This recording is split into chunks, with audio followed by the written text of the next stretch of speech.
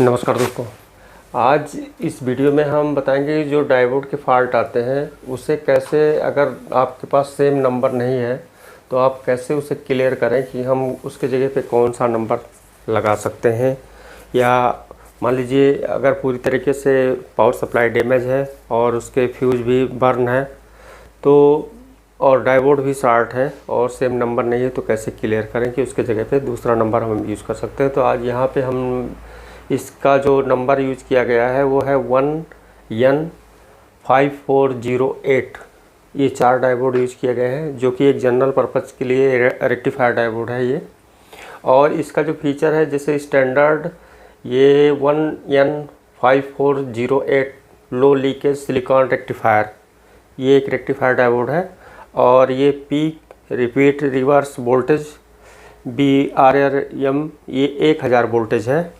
जो इसकी कैपेसिटी होती है यानी रिवर्स वोल्टेज के समय ये एवरेज रेक्टिफायर करंट जो कि ये 3.0 एम्पियर यानी 3 एम्पियर का ये डायोड है। इसका जो मैक्सिमम एम्पियर कैपेसिटी है और ये मैक्सिमम रिवर्स करंट जो कि है 0.5 मिली एम्पियर।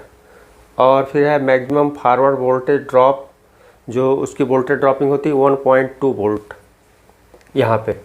ठीक, ये अब यहाँ पे मान लीजिए आपको इसके नहीं मालूम है कि इसके जगह पे कौन सा नंबर यूज़ करें, तो आप एक मेथड और है यहाँ पे हम बताएंगे जिससे आप और भी गेस लगा सकते हैं कि जैसे यहाँ पे जो फ्यूज लगे हैं 3.15 उस पर आप देखेंगे उस फ्यूज के जो एम्पियर लिखे होते हैं उससे भी आप ये आइडिया लगा सकते हैं कि यहाँ पे लगने वाला जो ये रेक्टिफायर है डायोड उसको इससे कम ना रहे, यानी जो इसकी एम्पियर कैपेसिटी है इससे जो है कम ना रहे।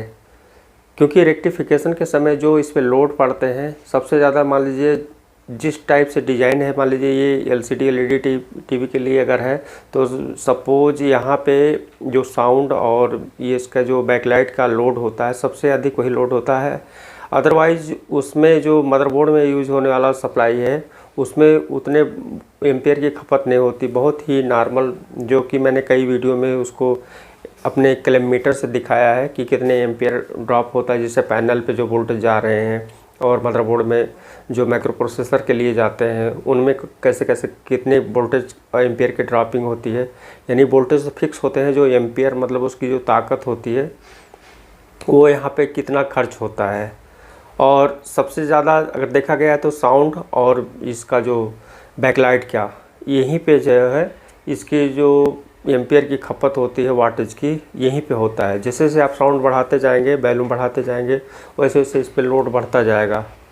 ये लोड बढ़ने का मतलब हुआ कि एम्पियर जो है वहाँ पे ड्रॉप शुरू हो गया, यानी लोड इस पर बढ़ गया। तो उस चीज़ को ध्यान में रखते हुए मान लीजिए आपने कम एम्पियर का यहाँ पे यूज़ किया है तो कुछ दिन बाद ही इसमें प्रॉब्लम आ जाते हैं, जो कि शॉर्टेज डायोड फिर रिपीटिंग फॉल्ट आ जाते हैं।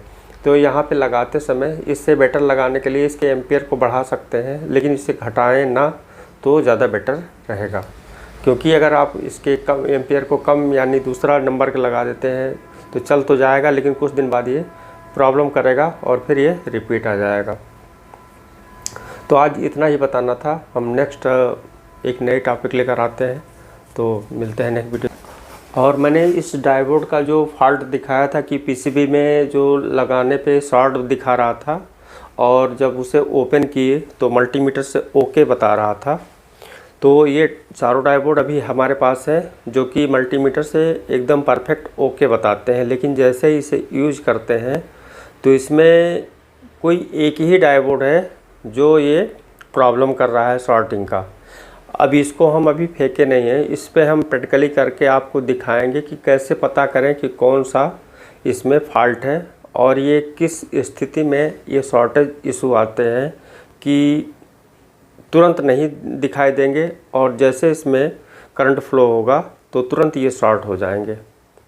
ऐसे बहुत सारे लीकेज फॉल्ट आते हैं जो काफ़ी प्रॉब्लम करते हैं कि आप बाहर निकालेंगे मल्टीमीटर आपका सही बताएगा, फिर आप PCB में यूज़ करेंगे। PCB में भी कभी कभी चलेगा और झटके से उसमें जो है वो फ्यूज हमारा ब्लो हो जाएगा, ओपन हो जाएगा, और फिर आप देखेंगे तो वहाँ पे शॉर्टिंग नहीं मिलेगा, लगाएंगे चलेगा, फिर उसके बाद कुछ दिन बाद ये प्रॉब्लम आ जाता है।